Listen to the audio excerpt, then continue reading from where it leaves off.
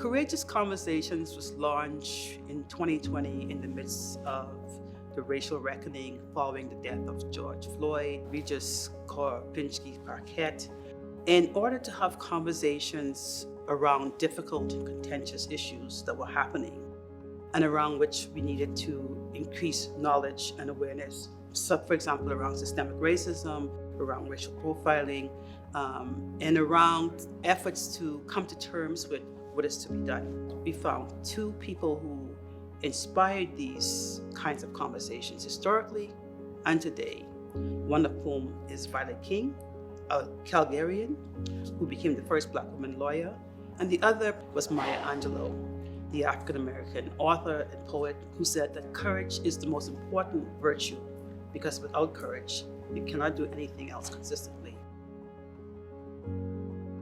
What inspires me is having the conversations with these leading thinkers from across campus, the country, and around the world who have been thinking deeply about these issues, who have been engaged with social justice movements, with university communities, with other intellectuals and activists, with an aim not just for understanding, but also for thinking about how that understanding can be mobilized in order to affect sustainable change.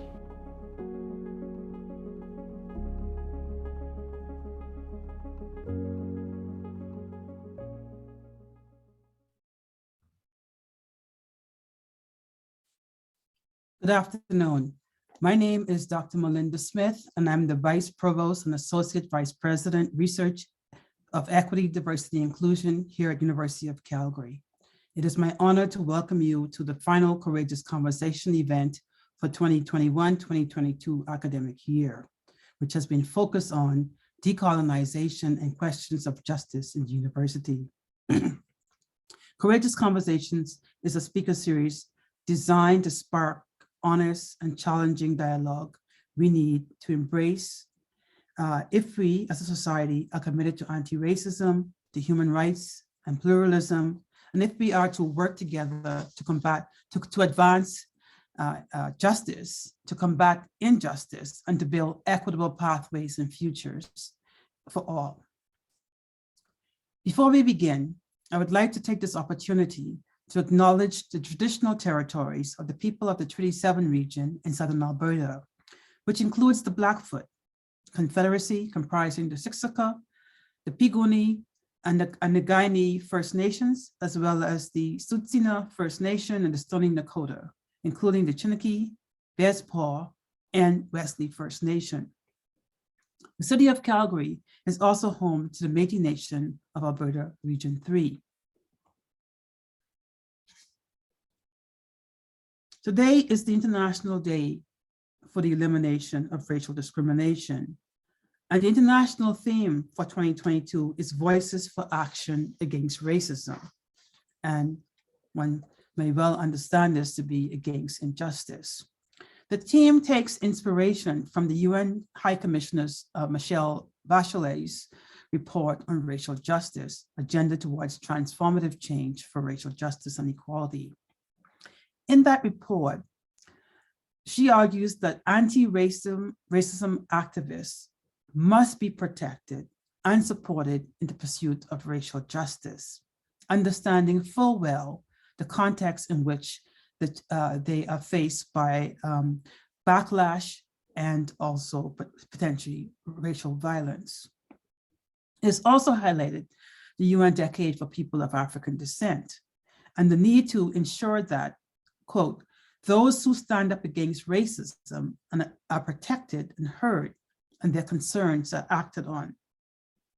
This day was first proclaimed by the United Nations after a March 21st, 1966 peaceful protest in South Africa, when Black people under apartheid were protesting the past laws. And this gave rise to the well-known Sharpeville massacre, in which police opened fire on peaceful demonstrators, killing over 69 people. The UN General Assembly went on in 1979 to call for annual activities, a week-long event initially, and that was during the second decade of the UN decade to combat anti-racism. There have been 3 decades to combat anti-racism, followed by the UN decade for people of African descent. Recognizing that anti-Black racism persists, and recognizing the need not only to dismantle apartheid, but since then, the struggle to ameliorate racism and dismantle institutions of white supremacy. This has been an enduring feature of the global community for decades, and it persists today. Today, we also recognize the intersections of racism and religious intolerance, and the role of universities and institutions of higher education, the role they play in transforming discrimination based on race, ethnicity, skin color, and how these are intertwined with national origin and religious and spiritual beliefs. So on this day, we also recognize 2 recent studies that have been released in the last few days and that highlight the importance of this talk. Statistics Canada released on March 17 a study which suggested that discrimination during the pandemic, from which we are trying to emerge, increased. And this racism was directed against particularly anti-Asian biases, against the Chinese, the Korean, Filipino, South and West Asians, as well as anti-Black racism and anti-Indigenous racisms. And we know here in Edmonton, in Calgary, in Quebec, and across Canada, as well as the United States, that discrimination and racial violence against hijabis and people who wear religious symbols have also intensified. A study of 629 university students in Quebec found that they painted a bleak picture. Many students of faith had lost faith in the province and see it as foreclosing opportunities for them because they choose to wear religious symbols in observance of their faith. This is 2022. From the past laws to laws against outlawing religious symbols, to violence against institutions of faith. We see the denial of human rights based on race and religion. And we see the increasing importance of University of Calgary's commitment to anti-racism, as well as its commitment to pluralism. Given this context in which racism and religion have intersected in Alberta and across Canada, with attacks also especially on Muslim women, Sikhs, Jews, as well as the desecration and deadly attacks against places of worship, we want to ensure the university's commitment to anti-racism and plural societies is well understood. We also know how pluralism does not happen on its own. It requires each of us to carefully cultivate it and embed it in our institutions and the broader society. I would also like to take this opportunity to speak about the University of Calgary's certificate in pluralism and global citizenship, focusing on developing values, habits, and practices that foster responsible global citizenship. According to the Global Center for Pluralism, it is an ethic of respect for diversity. Whereas diversity in a society is a fact, how societies respond to diversity is a choice. Pluralism results from the daily decisions taken by state institutions, civil society associations, and individuals to recognize and value human differences. Students, of course, can enroll in the certificate, Introductory Pluralism 201, and officially add a certificate to their programs. Please visit ucalgary.ca/pluralism for more information. Today, we will be talking about how faith matters, why engaging religious diversity should be a top priority. My co-moderators today are Dr. Alim Bawani and Dr. Aruna Shrivastava. Our speakers today are Elder Colleen Sitting Eagle of the Sissaka Outreach School and Dr. Eboo Patel, founder of the president of the Interfaith Core. I would like to take this courageous conversation with a blessing. We are fortunate to have with us Elder Colleen Sitting Eagle. Elder Sitting Eagle is a language instructor at the Sissaka Outreach School. Sissaka is on Treaty 7 land, and she is one of the very important leaders of our treaty community. She has worked as a researcher for Blackfoot Cross Historical Park and has been employed with the Siksika Cultural and Heritage Community. She has traditional knowledge and insight on ways of being and doing that are important to our journey towards reconciliation. Elder Sitting Eagle is also a proud mother of 3 and a grandmother of 8. Elder Sitting Eagle, we would like to take this opportunity. We are honored to have you share with us a blessing so we can all engage together in a good way.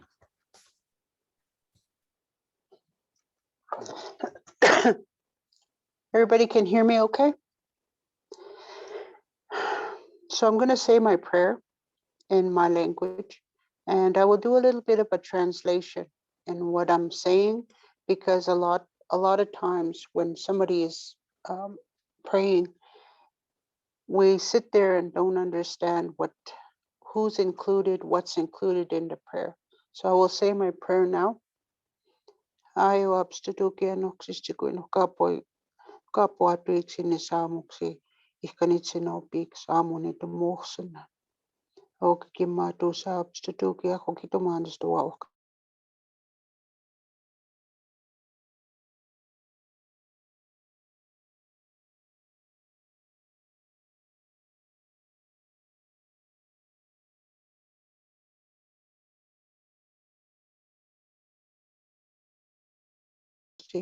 Sata pist seipuma pist okikima no kapua tuiksinox amuksaistiks. Ukus voex otskiman voex aktsita menumtsia.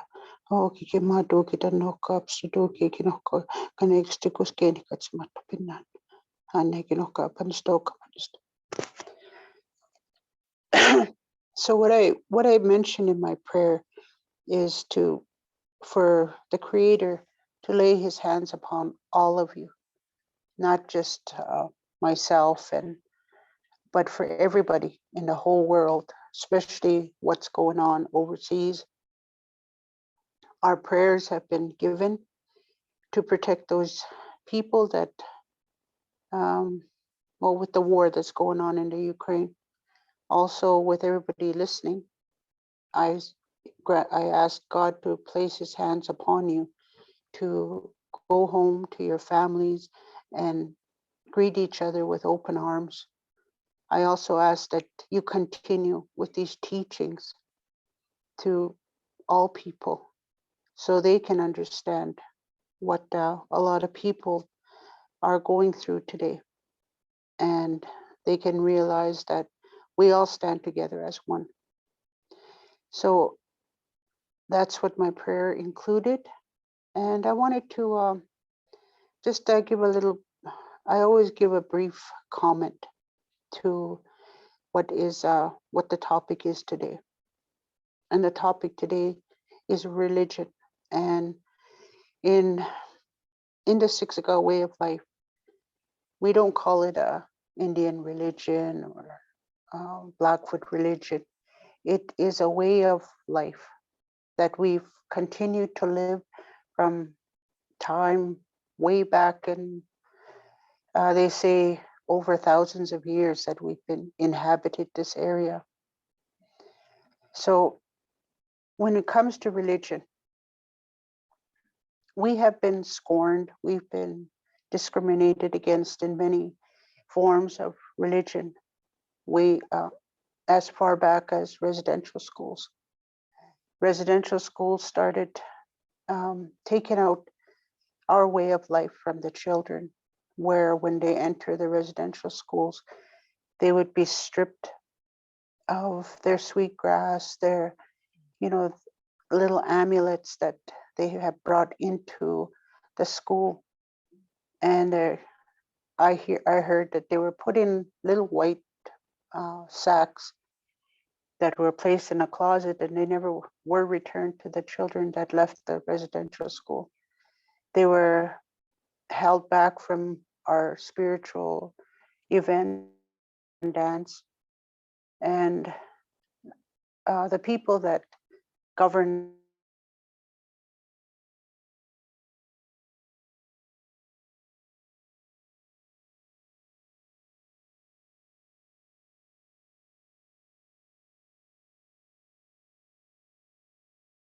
that were sent down to the Sundance to look around and see which children were part of the ceremonies. Excuse me.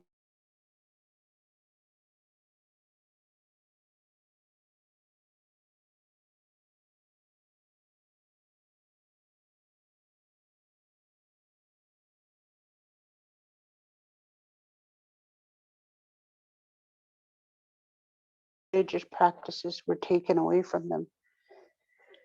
And today, you must have heard about, there's a few years back, they were doing mob things where they would just start singing in a mall. And that was our way of showing them that we're still here. We'll always be here. And many things have been taken away from us. And I think it's a time to stop that, stop trying to take away our religion, our spirituality, our way of living.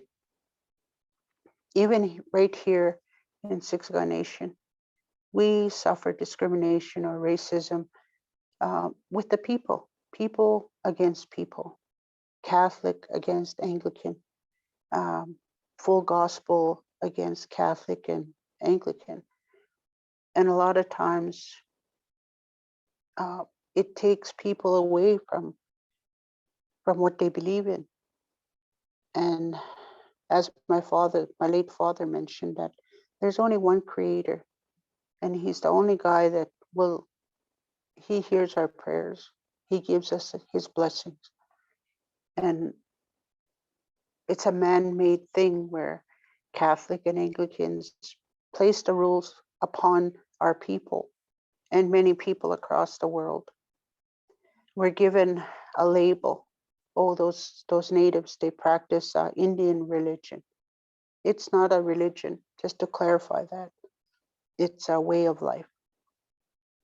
And our way of life today, it's taken several steps forward in people understanding where we come from, what we believe in, and what we want to transfer to the young people of all the nations.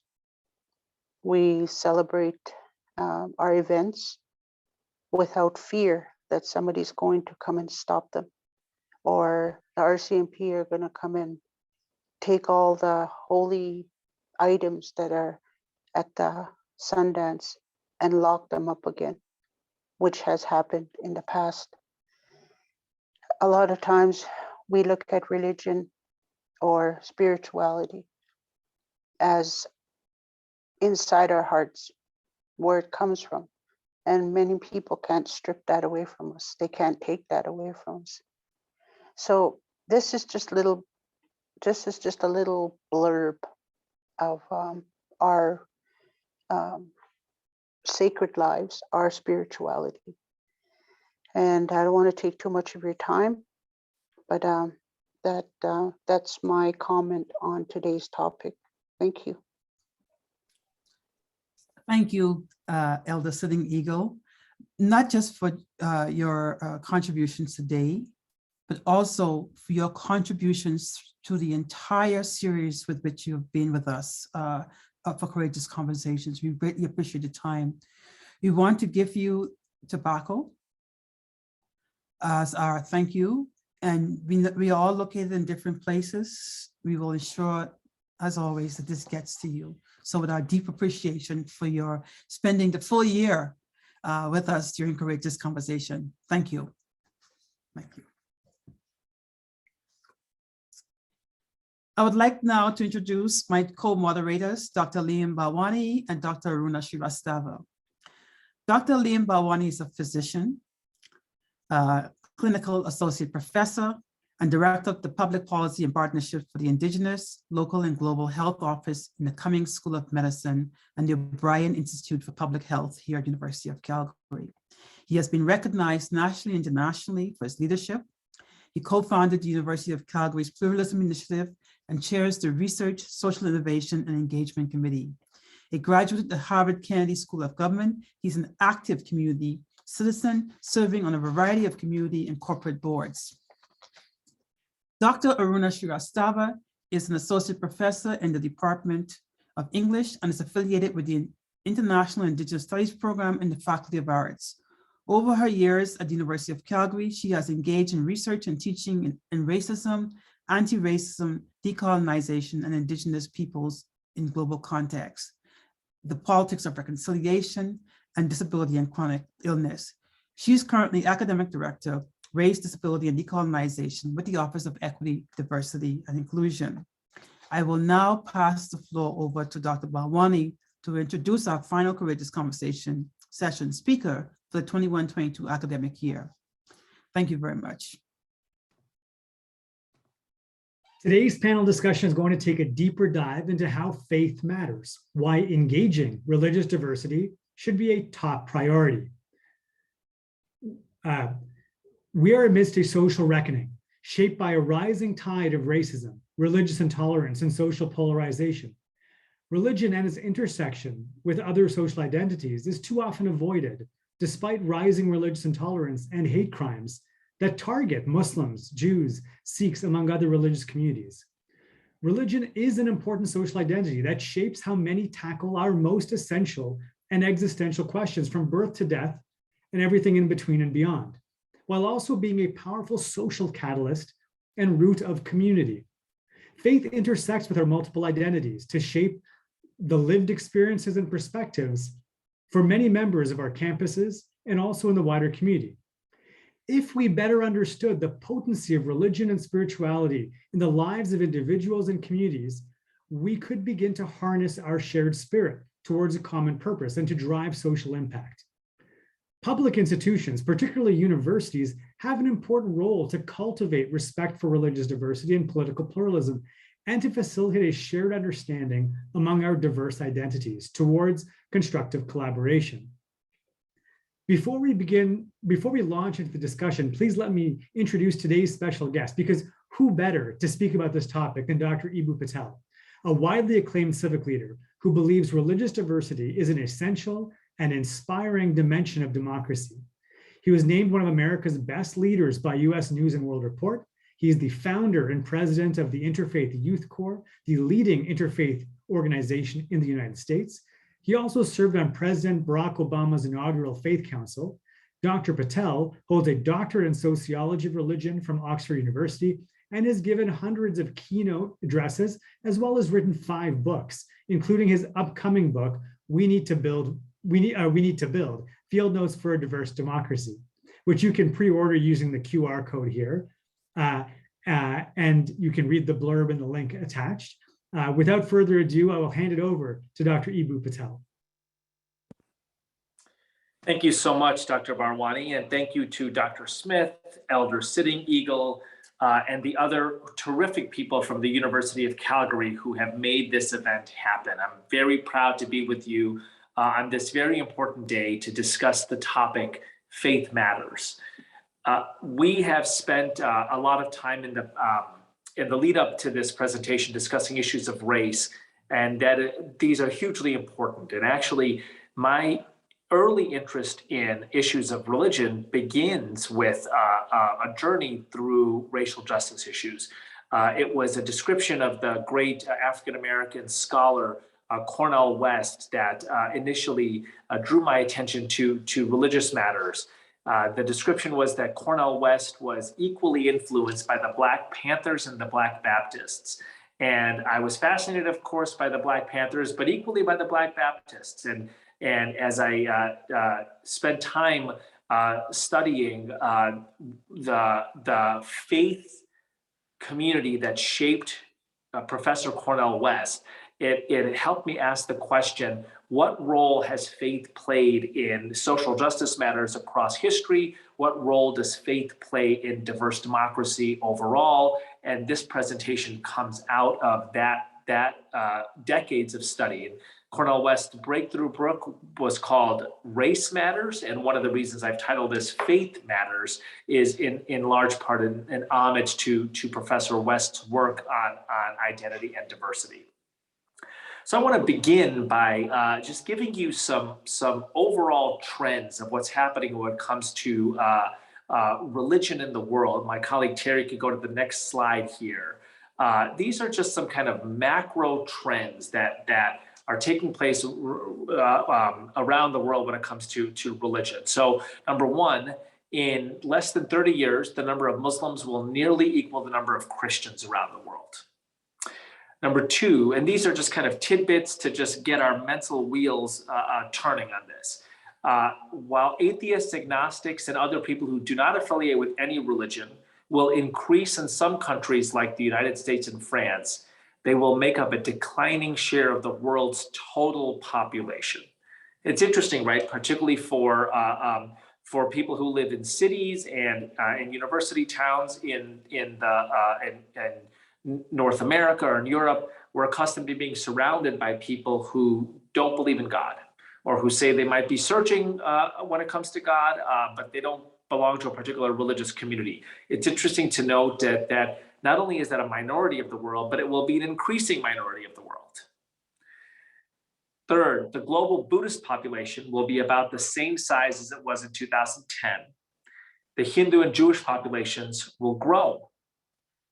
Next, India will retain a Hindu majority, but will have the largest Muslim population of any country in the world, surpassing Indonesia. So currently, the largest Muslim population anywhere is Indonesia. India will soon have the largest Muslim population, even though Muslims are a relatively small minority in India, which is about 15% of the country. And finally, in the United States, Christians will decline from more than 3/4 of the population in 2010 to 2/3 in 2050. And Judaism will no longer be the largest non-Christian religion. Muslims will be more numerous in the United States than people who identify as Jewish on the basis of religion. So again, the purpose of this is just to kind of get your mental wheels turning and to show you that the global religious landscape is shifting quite rapidly and quite dramatically. And it's fascinating to think that. It's particularly fascinating to reflect on how much our local community, whether it's Calgary, where you might be, or Chicago, where I am, how representative is it of the world at large? How representative is it of the world at large? And these are trends that kind of help us see the world as a global village, and what will be happening in that village over the next 30 years. What I'm going to do in the rest of this presentation, and we'll hold on before flipping the slides, we'll go back. What I'm going to do in the rest of this presentation is present to you a set of data from my country, the United States. So the specific stories, the specific cases, and the specific numbers come from the United States, but wherever you are in the world, Kenya, South Africa, Nigeria, Canada, the questions that I pose are going to be relevant to you. So as I go through these data sets and cases, ask yourself the question, how is this relevant for your part of the world? So as I begin, I want to ask you all a question. We'll put this in the chat and we'll make this a bit participatory from the beginning. So the question is, what percentage of people in your country say that religion is a very important part of their lives? What percentage of people in your country say that religion is a very important part of their lives? Just go ahead and put it in the chat. Take your best guess.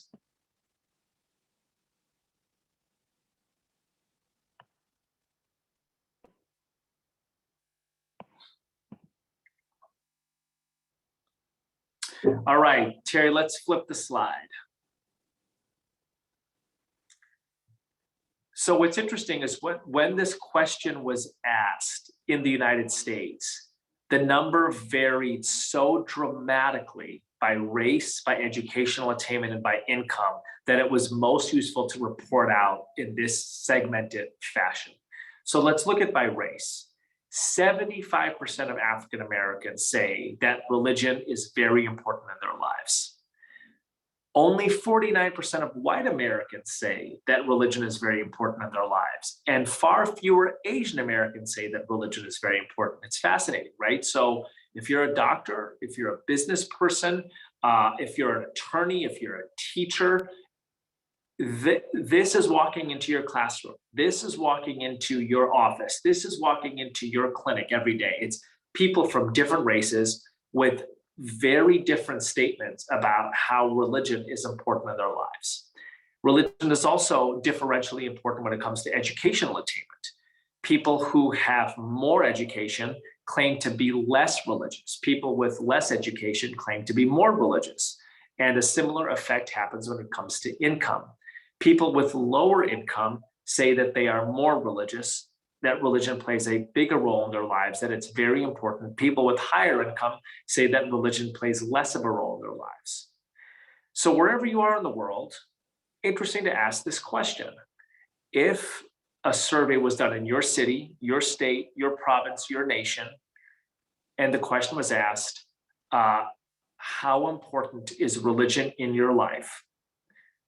What would the different populations by race and ethnicity, by education level, by income, say by gender, perhaps by immigration status, what would they say? How would they answer that question, right? One way to consider how race matters.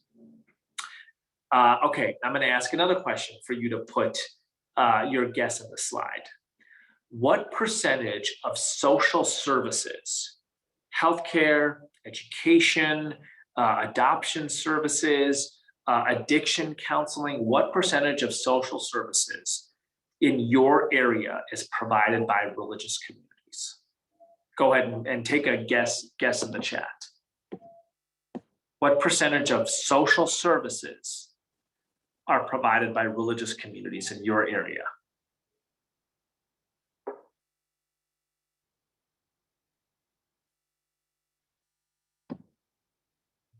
All right, let's take a look at what this looks like in the United States.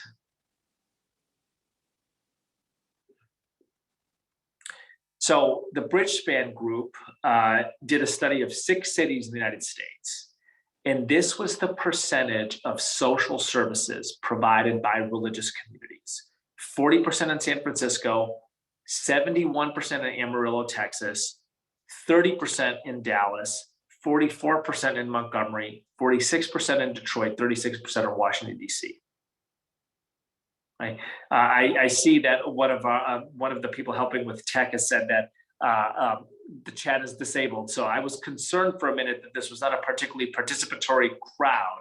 That is not the case. You are very participatory. Unfortunately, the chat is disabled. So I don't get to see how accurate all your guesses are. That's fine. I will assume that you've gotten every answer right. Let's reflect for a minute, right?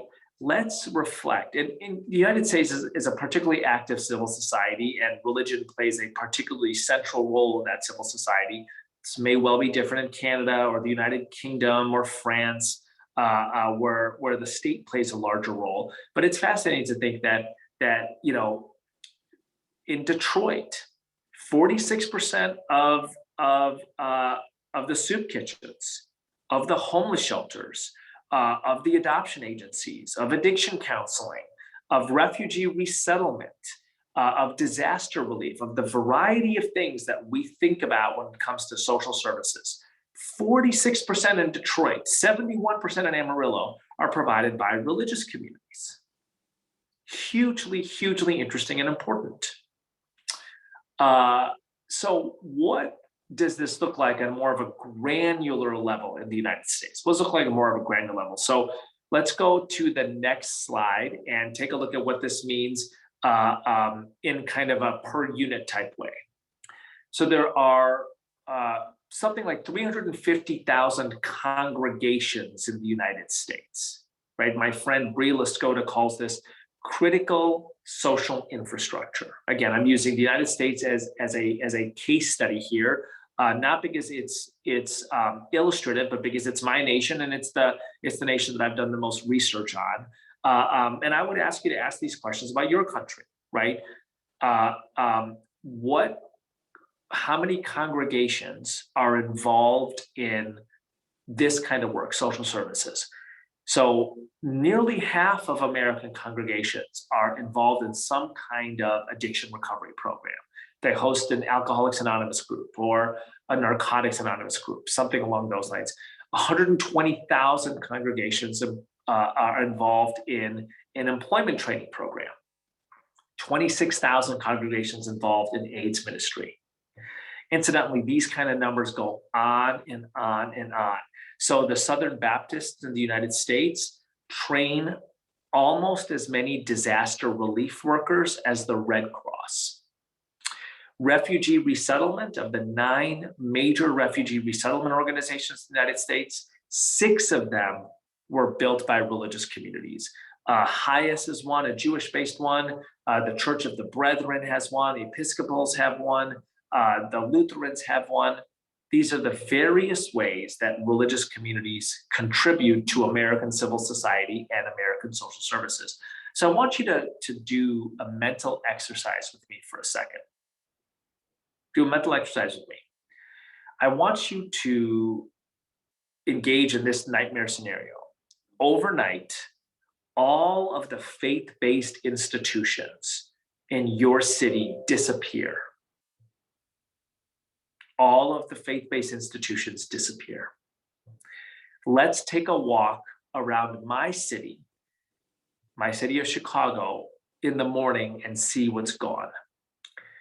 A lot of the preschools are gone because a huge number of the preschools, St. Ben's, St. Matthias, Queen of Angels, Pilgrim Lutheran, the Jewish JCYS, a huge number of the preschools were started by faith communities. Incidentally, JCYS, the Jewish preschool, there's a lot of Hindu and Muslim kids that go there.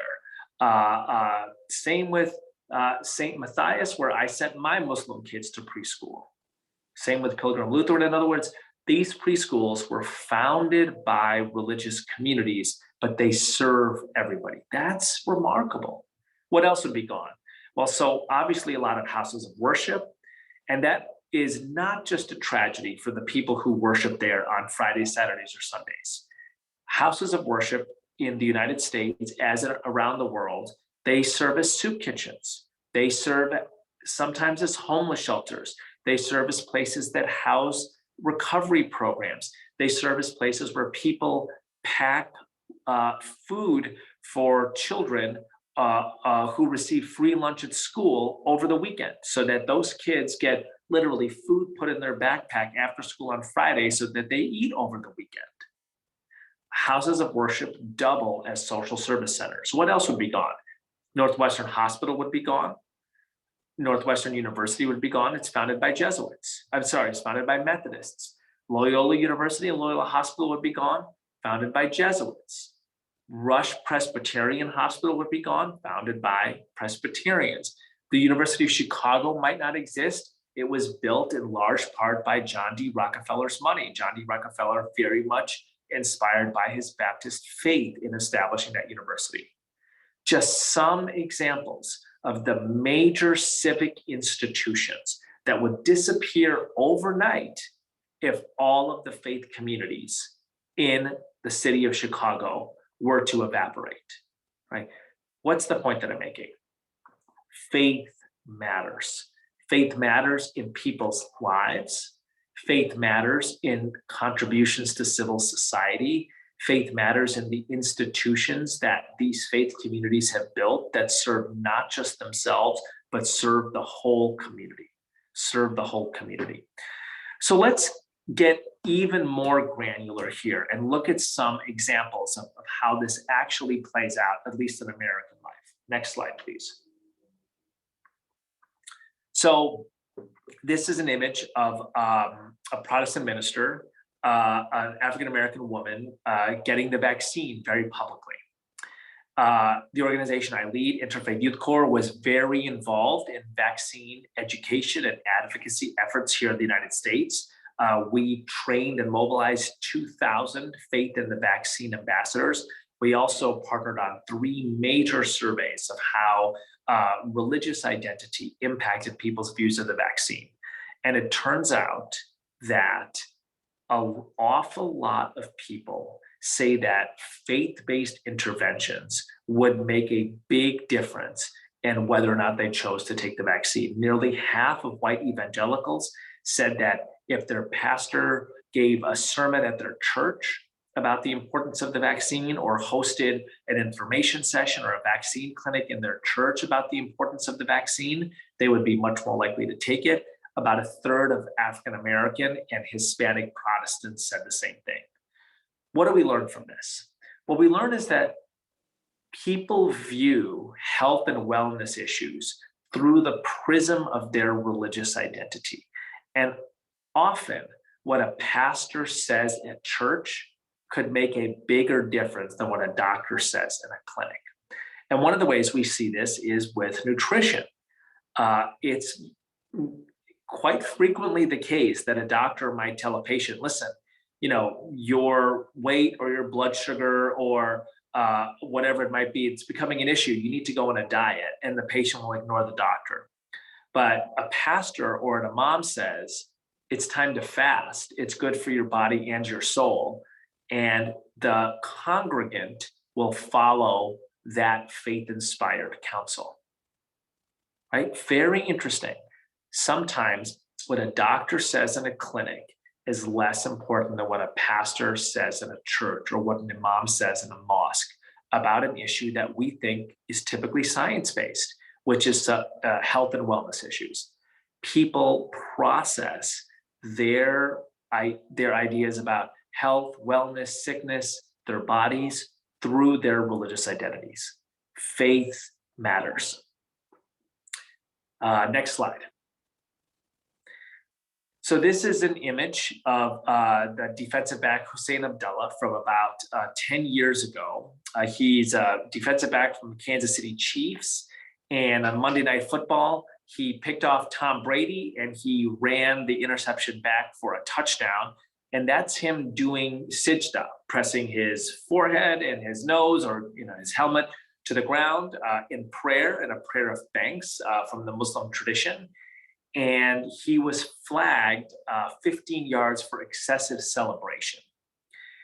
There is actually a prayer exception to the excessive celebration rule in the National Football League. Why was Hussein Abdullah flagged? Because the referee didn't know he was praying. In this same year in football, Tim Tebow, who was the quarterback of the Denver Broncos, would frequently go down on one knee and cross himself. And of course, there's many other examples of football players engaging in Christian prayer, which was not only allowed, but actually encouraged by the NFL. In this case, a Muslim player engaging in a Muslim prayer was flagged, not, I believe, out of direct Islamophobia, but instead out of ignorance. And the reason I raise this is because it's a high-profile example of in a major sporting event, a referee getting it wrong and simply not doing his job well, right? And I want to underscore, it is important to have interfaith literacy. It is important to have interfaith literacy. It's important to know things, basic things about different religious traditions. And it's not just a nice to have thing, it is a need to have thing. It is part of the definition of doing a good job. In this case, the referee was simply doing a bad job. Was simply doing a bad job. To not know that this was a form of prayer was simply not doing your job well. It was unprofessional conduct. And increasingly, this is going to be the case, whether you're a doctor or a diplomat or a business person or a teacher or a referee, having some semblance of interfaith literacy, interfaith knowledge is going to be an essential to doing our jobs well. And actually, in the United States, the Supreme Court has basically said that outright. Next slide. So in a case involving a young woman named Samantha Al-Houf, which originates in 2007 and culminates in 2015, the Supreme Court of the United States decides that religious practice is one of the protected characteristics that cannot be accorded disparate treatment and must be accommodated. And the particulars of this case are fascinating.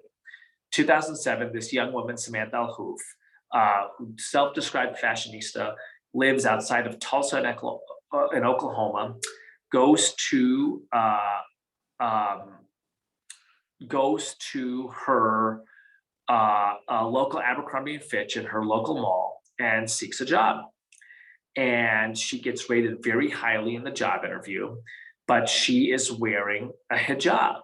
And the person conducting the job interview claims to not be able to identify what the article is, doesn't know what it is, refers the case to her regional manager, who also claims to not be able to identify what it is. And because Abercrombie has a look policy, which is standard practice, I would imagine, for a fashion retailer, and the look policy said you cannot wear anything on your head, the hiring managers at that Tulsa-based Abercrombie & Fitch declined to hire Samantha Alhoof. Well, Samantha takes this case to the United States Supreme Court, claiming it was religious discrimination, that she views wearing the hijab as required by her religion. And in the United States, the law, beginning with the Bill of Rights and the Constitution, says that people have freedom of expression of religion, and that has been affirmed in congressional legislation multiple times, including in the Religious Freedom Restoration Act. Samantha says that she was religiously discriminated against, and the Supreme Court agrees with her 8-1, right? A massive victory. And the Supreme Court says that it is incumbent upon the employer to have enough knowledge of different religious traditions that they are able to do basic things like identify an article worn on the head as a religious garment and therefore part of somebody's faith practice. What Abercrombie argued was that their staff were not engaged in overt discrimination because they didn't know what Samantha was wearing on her head. The Supreme Court of the United States says it doesn't matter that you didn't know, you should have known. It's incumbent upon you to know. It is part of being in business, a requirement of being in business, to have a basic literacy about different religious traditions. It is a landmark ruling, right?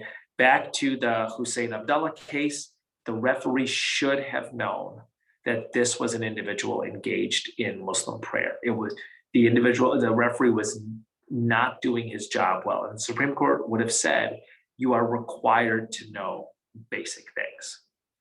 So it's important to know that about religious diversity matters, that it's not just about not getting it wrong. It's actually to everybody's advantage to get it right, to have what we at IFYC call appreciative knowledge of diverse religious traditions. And this next example, which is a global example, highlights this. So these are striking images of Nike's line of what they call victory wear. And let me tell you the story of how Martha Moore at Nike comes up with the idea of developing this line of clothing. So Martha's sitting at the beach one day, and she notices that there's a group of women who are not getting in the water. And she pays attention, and she recognizes the women. Many of them have headscarves on. All of them are dressed in a manner that does not look like it would feel comfortable in a Western style bathing suit. And Martha realizes these are religious women. They're Muslim women, and there is something in their faith belief and practice that will not allow them to wear Western style bathing suits. And Martha starts thinking to herself, I wonder if anybody designs bathing suits to accommodate this religious practice. And it wouldn't just be Muslim women. There's a whole set of Amish women, Orthodox Jewish women, perhaps evangelical Christian women, certainly many Hindu women who would not feel comfortable in the revealing nature of many Western style bathing suits. And Martha Moore goes on an initiative where she decides, I'm going to work with diverse Muslim communities to design fashionable and usable bathing suits that women who adhere to particular notions of religiously based modesty feel comfortable wearing and feel good in and are high performance. And that's where Nike Victory Wear comes in. What a victory in all sorts of ways, right? It's a victory for the company. I mean, if we just take Muslim women, for example, there's something like 1.5 billion Muslims in the world. If half of them are women, that's 750 million. If half of those women, something like 350, 400 million people, if that number of people adheres to a particular notion of Islamic modesty and does not want to wear Western style bathing suits, that's a huge market. And it's actually stunning that that fashion retailers and swimsuit companies didn't think about this huge group of women earlier. And of course, it's not just Muslim women.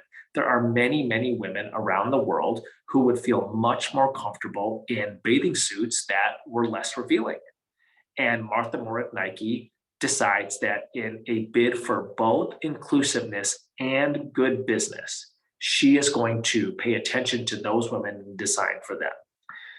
I want to say that we at Interfaith Youth Corps very much believe that positively and proactively engaging Faith Matters is a win-win. It's a win-win.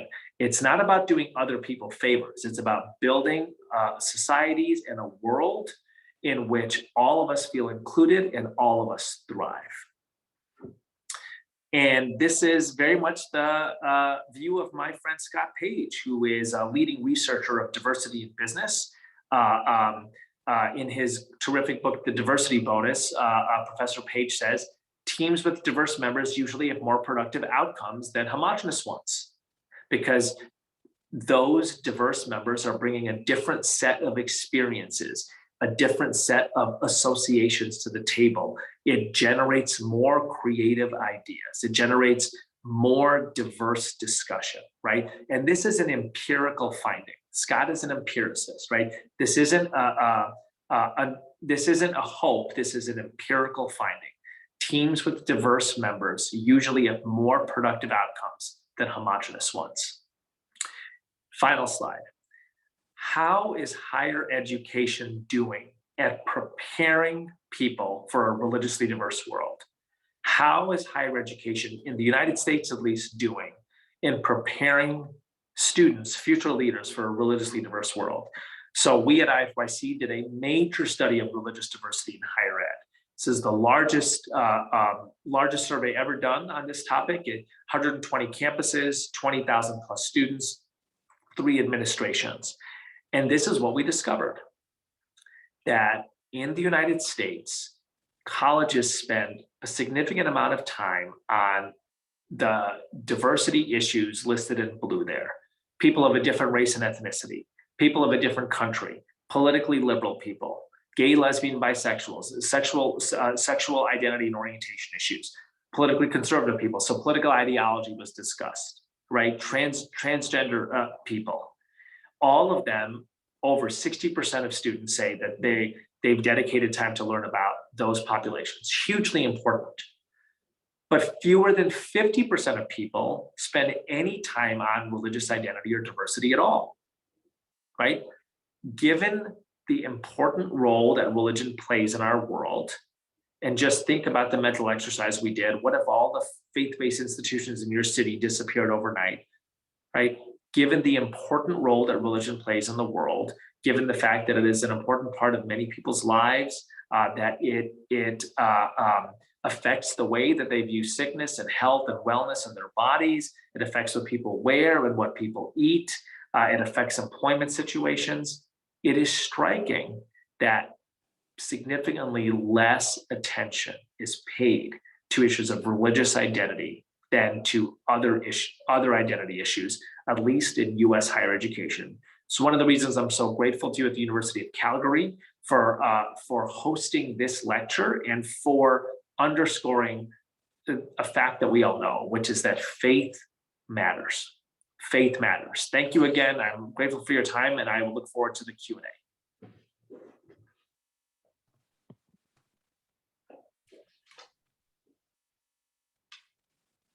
Thank you very much, Dr. Patel, for your presentation. Now on to the Q&A portion of today's event. You can ask your questions using the Q&A feature below.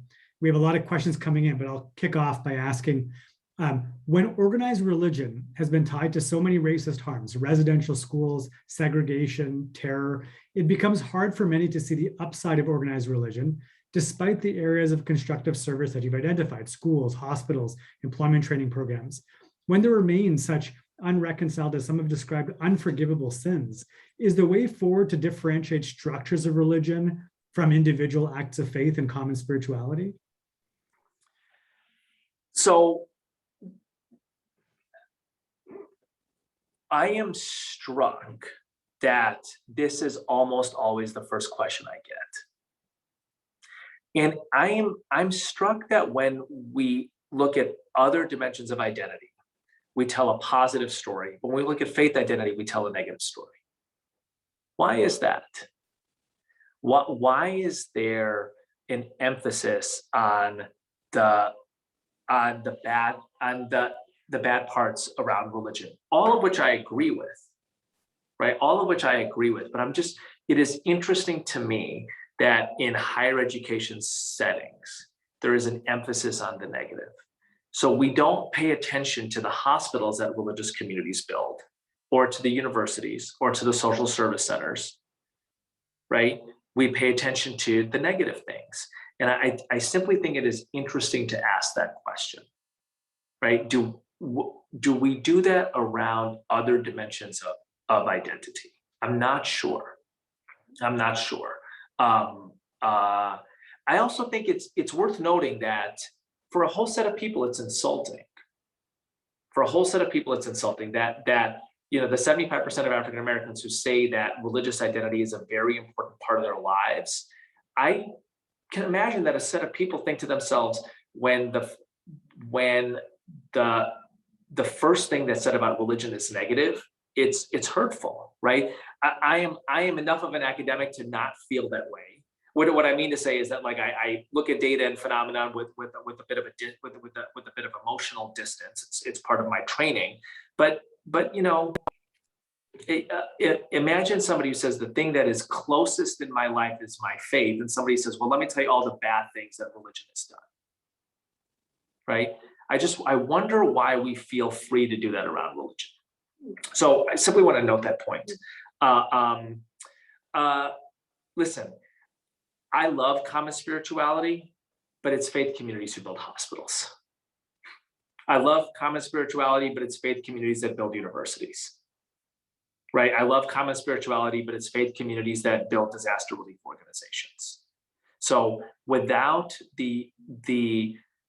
without a group of people coming together and saying, we're going to raise like $1 billion to build a hospital, it doesn't happen, right? It is not the only thing that faith communities do, and it's not the only way to build a hospital. But in the United States, there are 2,500 colleges and universities. About half of them are public. About half of the rest were built by faith communities, including 7 of the 8 Ivy League schools, 120 Methodist colleges and universities, 230 Catholic colleges and universities.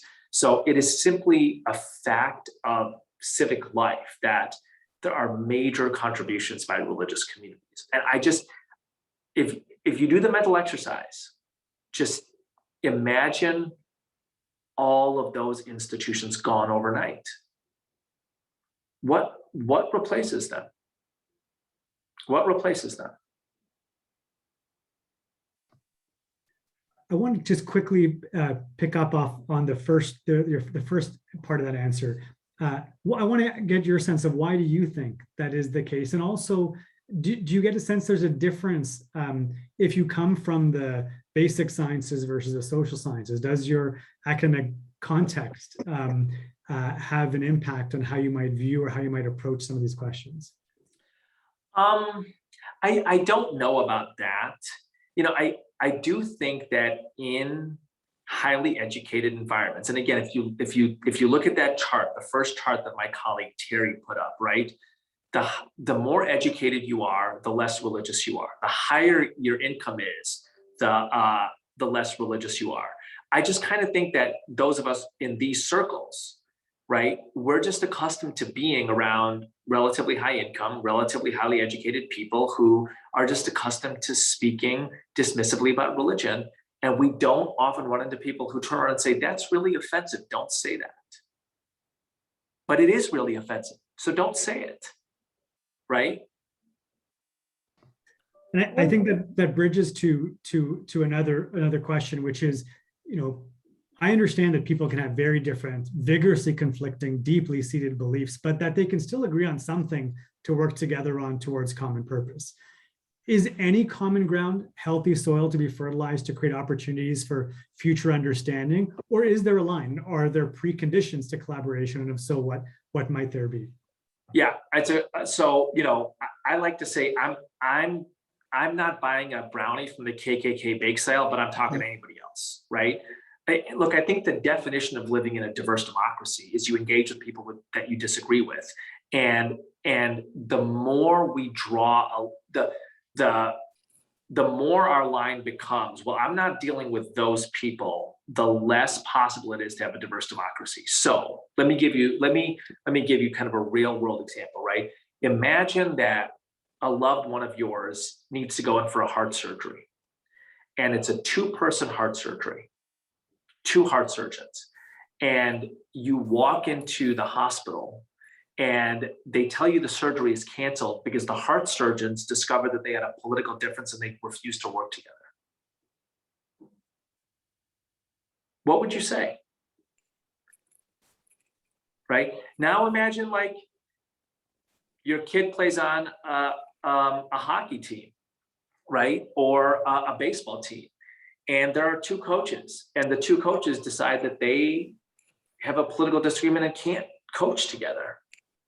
I mean, it's certainly not as life-threatening as a heart surgery, but how do you have a diverse democracy unless people who differ politically can coach together, or can teach together, or can be in a scientific lab together, or can, be veterinarians together, or go into business together, right?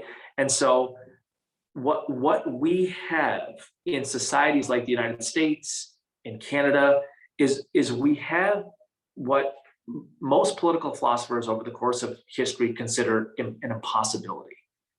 A diverse democracy was considered impossible for centuries. If you wanted a democracy, you had to have a homogeneous population, right?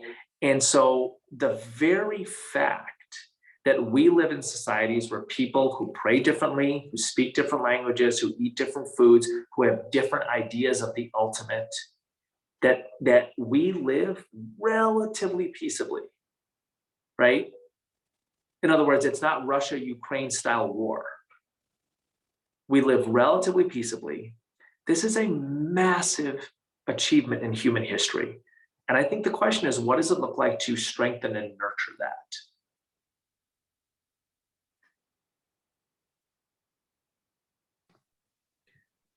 I, for one, am not going to take it for granted. I'll pass it on to Aruna to field some of the questions from the audience.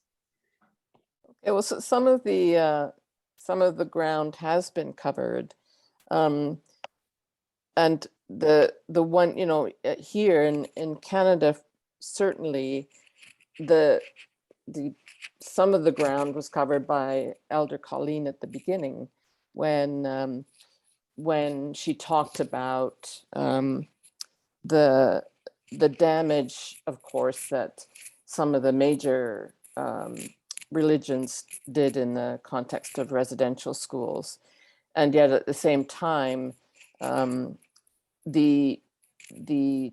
mostly the interfaith initiatives towards reconciliation have come from those groups as well. And it's still a very contentious issue for those of us who don't consider ourselves of particular faiths or religions, as well as people who are. So I think that is 2 people have asked that. Is there there's someone who's asked to that they've thanked you for your presentation, but they want to play devil's advocate and ask how racism specifically, even for those people, those of us who ally ourselves with a religious belief or a faith or faith-based, how much of the racism, for instance, in our countries, she asks, also has its root in the actions of individual churches, temples, mosques, and so forth. And how do we talk about that? Yeah. Without that divisiveness, I think that you're talking about as well. So I take it as simply table stakes that people know the bad things about religion, right?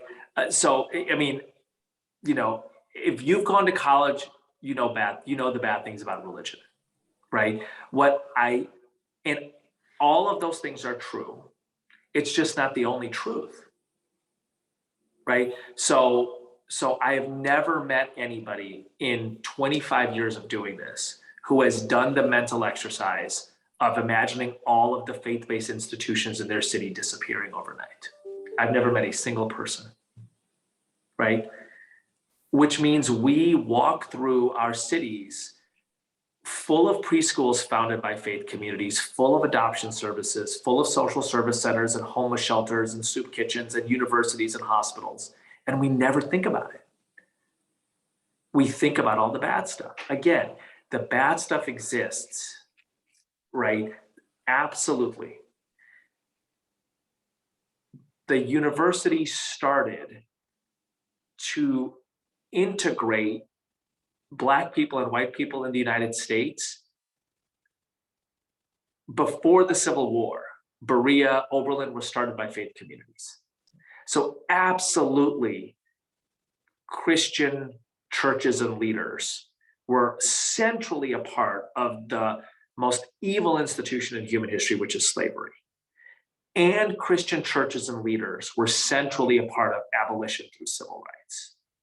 So religion is a fire that can burn down your house, and it is a fire that can heat your dinner. Religion is a fire that can burn down your house, and it is a fire that can heat your dinner. In so many ways, I think that how we choose to approach the topic says something about what we choose to know about a dimension of identity. Do we choose to know the bad things, or do we choose to know the good things? My assumption is that educated people know the bad things, right? My assumption is that educated people will tick off the 10 things they don't like about religion the most, but I'll have a hard time naming the 10 concrete things that they think it has contributed to the world. And so in these presentations, my purpose is not to diminish the bad things. It is simply to put on the table the other types of contributions and to ask the serious question: if this was to go away, what would replace it? If the Southern Baptists stopped training disaster relief volunteers, tens of thousands of people, who will show up at your doorstep after an earthquake or a hurricane? And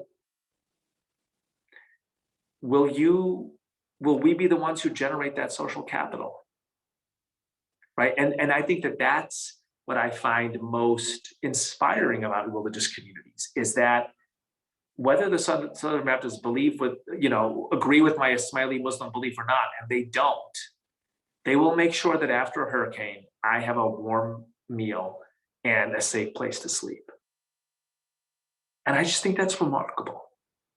I think that's remarkable. Well, this one of the other questions is, which I think I'm understanding, is a question that asks about double standards, and I'm assuming cultural double standards, but we could be still talking about, say, academic institutions as well. Is there a double standard when we're talking about or simply practicing celebrating non-Christian religions that they've said in the public institutional setting? So I think some of my responses to what you said, I'm also thinking about the non-mainstream Christian Christian faiths and religions, and I distinguish a bit between the two things, a faith and a religion. So would you say the same thing about Muslims or Sikhs or Hindus or Baha'is or that sort of thing, in terms of not so much their value, but how their perceived value in say the United States and Canada, despite the fact of what you're showing us in terms of the growth in numbers? It's a great question. So a huge part of the kind of raising the ed of my organization, Interfaith Youth Corps, is to tell the positive story of a range of religious traditions, particularly in cooperation. And this kind of underscores my general approach to social change, right? I want to say over and over again, this is an approach to social change, which says, I'm going to look for the positive things in certain identities. I'm going to tell the positive story, and I'm going to ask you to write new chapters in it. My assumption is people know the negative story, right? People know the negative story. It's not that it doesn't exist, and it's not that it's unimportant, it's that people know it. And so at a university, I'm going to tell the positive story about religion. I'm going to challenge you if you say you only want to talk about the negative things. When I go to a Christian church, I tell the positive story about Muslim communities. When I go to a masjid or a Jamaat Khana, I tell them a positive story about Jewish and Christian and atheist communities, right? In other words, I am committed to telling the positive story, because I think how social change typically happens is not telling people all the terrible things in the world. It's telling people the way things have gone well and how we can do more with that. So let me give you a specific example. My friend Rami Nashishibi started a great organization called the Inner City Muslim Action Network. It is amongst the largest Muslim-based community development groups in the nation. It does everything from a health clinic to an art studio to deliver food baskets on the southwest side of Chicago. It erected the first permanent statue to Reverend Dr. Martin Luther King Jr. in the city, which is remarkable. A Muslim organization did that. And over the past several years, they've had a campaign which has challenged corner stores, typically run by their own community, Arab Muslims. It's challenged corner stores to carry more fresh vegetables and less liquor and be a positive, a rahmatul alameen, to use the Quranic language, a special mercy upon all the worlds in the inner city. And just 2 weeks ago, Rami and the Inner City Muslim Action Network opened their own corner store. So instead of telling other people that they were doing things wrong, they provided an example of what good looked like. And I think that this is one of the it's a pretty standard practice of religion, right? Instead of telling other people, here's all the things you're doing wrong, oftentimes religious communities will say, we'll just build a school. We'll just build a hospital. We'll just build a social service center. We'll just build a university, right? In this case, Rami, literally 2 weeks ago, they just built a store. Hey, listen, you think that a store selling fresh vegetables and halal food and not carrying liquor or flaming hot Cheetos you think it can't survive in the ghetto? We'll show you it can. We'll build this, right? So I love that. I do not believe that is unique to religion. Let me be clear about that. But I will say that it is a pretty consistent ethic, right? It's a pretty consistent ethic. You don't get 230 Catholic colleges and universities from nowhere. You don't get 120 Methodist colleges and universities from nowhere. It is a pretty consistent ethic, which is we will build a model of good. We will build a model of good.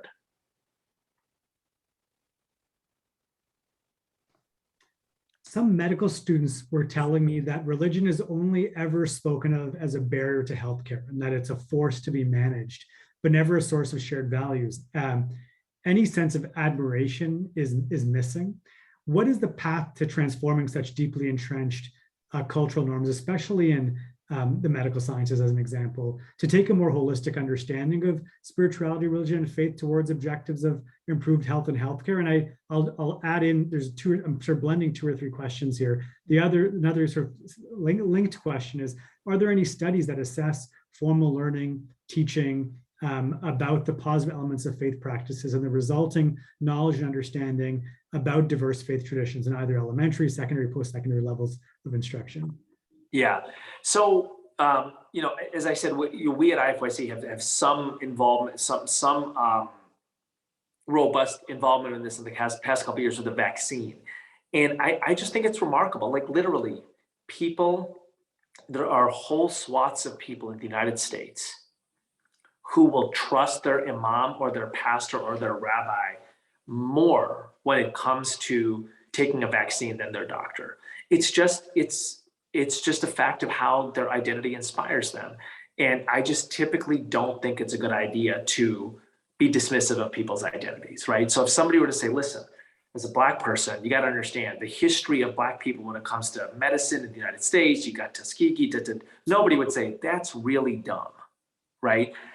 If somebody were to say, listen, as a woman, you got to understand, like, so many times I've been to the doctor and I've talked about X and Y and the doctors made me feel stupid, right? Nobody would say, well, just forget about that. So why would we say that if somebody was like, well, as a Muslim, I have these kinds of questions about the vaccine? Why wouldn't we take that identity seriously as well? Particularly given that different religious identities literally have different definitions of conception, of death. I mean, think about that. Different religions have different views of when somebody dies. There are religions that say when the brain scan goes flat, the person is dead. There are religions that say when there's no more breath left, the person is dead. So if you're a doctor and you don't know that, you could make a big mistake at a very sensitive moment if you've never thought of that, right?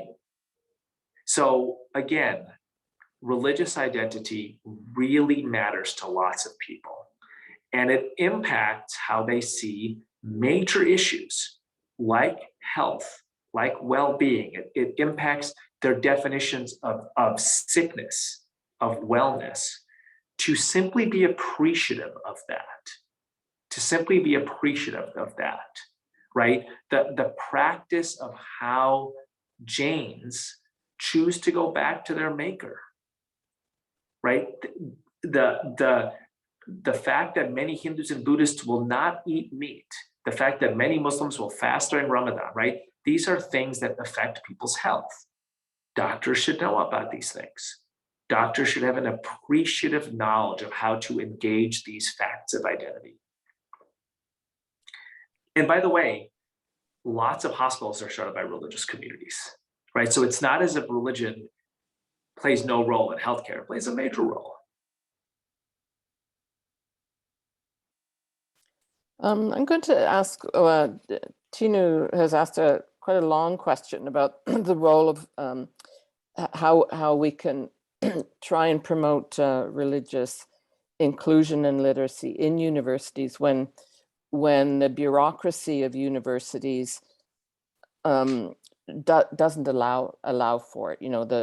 The policy documents and so forth. There's no mention of religion, and so he's saying what you have, that in universities, administrators tend towards atheism, agnosticism, neglect of religion, and a sort of anti-religious sentiment. I myself would say that I think it's hidden. I know a lot of religious people in universities, and when it comes out in the context, say, of anti-Semitism, then people are quite vocal about it, about their own religious perspectives. But his question is, how do we, as it is with anti-racism, how do we transform a university to not just be accepting or tolerant of, but to to be inclusive of religion, especially when there's a history that goes with the if you like, the anti-religiousness. How do we turn our universities into those more religiously and faith literate spaces? It's a great question. So, my answer is actually simple and straightforward. It is part of the definition of being an educated person. And if you go back to the examples that I gave, the referee who missed the call about Hussein Abdullah, who did not know that he was praying, simply failed at his job, right? The people who did not know that Samantha Al-Hoof was wearing a religious article upon her head simply failed at their job. You don't want that to be your graduate. I want to be really blunt here, right? You don't want that referee to go to the microphone and be like, well, I graduated from the University of Calgary and they never taught me that. I went to the University of Calgary and I was really proud to get this job at Abercrombie, and they never taught me that people from different religions often wear distinctive articles of clothing. They didn't think it was important. In fact, I learned from the jump, we don't talk about religion here because it's for stupid people, right? It is part of the definition of being an educated person. It's part of the definition of being a competent professional. It's part of the definition of being an engaged citizen. That's the reason. Note what I am not saying, right? I am not a big fan of doing diversity work only because bad things are happening in the world. I'm a big fan of doing diversity work because identities matter to people, and building a society where people from diverse identities are in positive interaction really matters for those societies, right? So I tell my kids all the time, and I would submit this to you, right? Is Islam only important because there's Islamophobia in the world? Ask yourself that question, seriously, right? If there wasn't Islamophobia in the world, would you not pay any attention to Islam?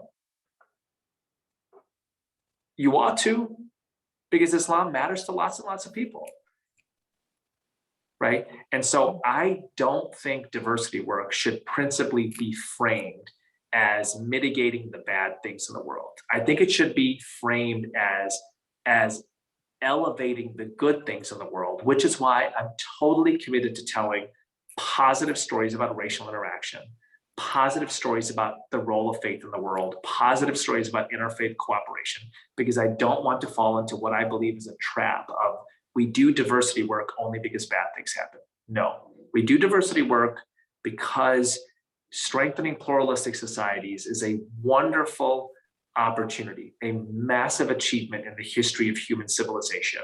They are fragile and they need us to protect, extend, affirm, strengthen. That's why we do this work.